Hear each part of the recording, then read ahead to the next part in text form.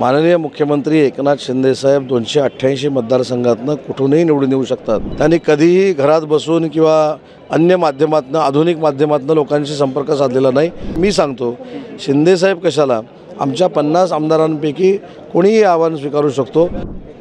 माझ्यासोबत मंत्री उदय सामंत साहेब आहेत। सामंत साहेब, आज आदित्य ठाकरे यांनी थेट घटनाबाह्य मुख्यमंत्री असं म्हणत एकनाथ शिंदे यांच्यावर टीका केलेली आहे। ते असं म्हणालेत की त्यांनी मला ठाण्यात बोलून निवडणूक लढवावी, नाही तर त्यांनी वरळीत येऊन निवडणूक लढवावी, थेट आव्हान केलेलं आहे तेही मुख्यमंत्री साहेबांना। माननीय मुख्यमंत्री एकनाथ शिंदे साहेब 288 मतदारसंघातनं कुठूनही निवडून येऊ शकतात।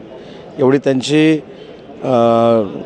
ताकद आहे, एवढी त्यांनी विकासाची कामं केलेली आहेत आणि एवढा त्यांचा संपर्क आहे। त्यांनी कधीही घरात बसून किंवा अन्य माध्यमातनं आधुनिक माध्यमातनं लोकांशी संपर्क साधलेला नाही, तर थेट लोकांपर्यंत जाऊन ते चर्चा करतात। त्याच्यामुळं शिंदे साहेबांना आव्हान देण्यापेक्षा मी सांगतो शिंदे साहेब कशाला, आमच्या 50 आमदारांपैकी कोणीही आव्हान स्वीकारू शकतो आणि शिंदे साहेब 288 मतदारसंघात कुठूनही निवडून येऊ शकतात। मी आदित्य ठाकरेंचं चॅलेंज स्वीकारणार का? आम्ही 50 जणांचं सांगितलं ना, 50 जणात मी आहे। त्यासोबतच नितेश राणे यांनी आज उबाटा गटावर मोठी टीका केलेली आहे, गंभीर आरोप केलेले आहे, त्याकडे कसं पाहता? आजचा जो आरोप होता तो मला असं वाटतं की बॉम्बस्फोट ज्यानं घडवला तो सलीम कुत्ता नावाचा जो माणूस आहे त्याच्याबरोबर यांच्याबरोबर फिरणाऱ्या लोकांनी जे डान्स केलेत, डान्स पार्टी केली, त्याचा तो फोटो त्यांनी सभागृहामध्ये दाखवला होता। ही महाराष्ट्राची शोकांतिका आहे की ज्या लोकांनी देशाच्या अस्मितेवर हल्ला केला, मुंबईवर हल्ला केला, ती लोकं, गुन्हेगार लोकं पॅरोलवर बाहेर असताना दुसऱ्या दिवशी ते कोर्टामध्ये आपल्या परत जेलमध्ये जाणार आहेत। यासाठी आदल्या दिवशी त्यांच्यासाठी पार्टी ठेवली जाते आणि त्या पार्टीमध्ये नाचलं जातं।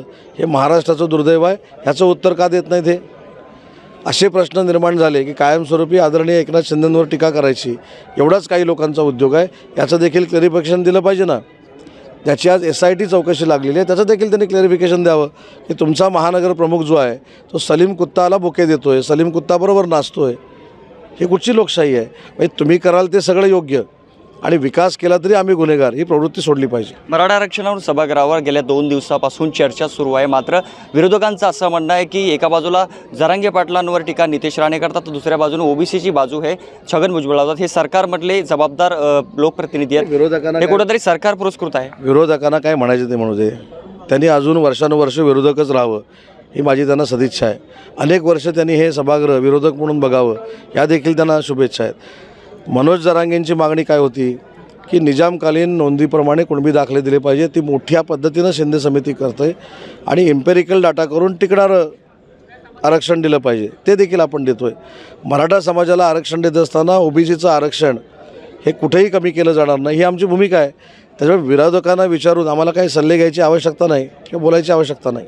निश्चित तर हे होते उदय सामंत साहेब, ज्यांनी की आपल्याशी बोलत असताना मराठा आरक्षण असो, आदित्य ठाकरे यांची टीका असो, याच्यावर सडेतोड प्रत्युत्तर दिलेलं आहे। आणि आदित्य ठाकरेंच्या विरोधात मुख्यमंत्रीच काय, तर मी देखील त्यांचं चॅलेंज स्वीकारू शकतो, निवडणूक लढवू शकतो, असं त्यांनी आपल्याशी बोलताना मत व्यक्त केलं। विष्णू सानप, लेट्सअप मराठी, नागपूर।